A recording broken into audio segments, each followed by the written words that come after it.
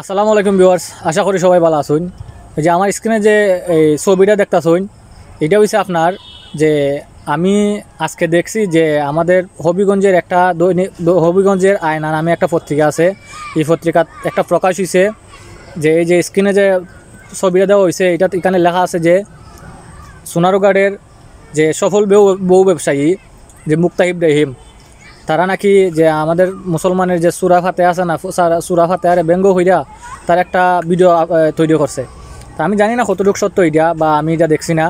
যদি এটা সত্যি থাকে যে তারা সূরা ফাতিহার ব্যঙ্গ হইয়া কোনো ভিডিও আপলোড করছে, তাইলে আমি প্রশাসনের দৃষ্টি আকর্ষণ করতেছি যাতে তারা এটা মুক্তা ইব্রাহিমকে গ্রেপ্তার করা হয়।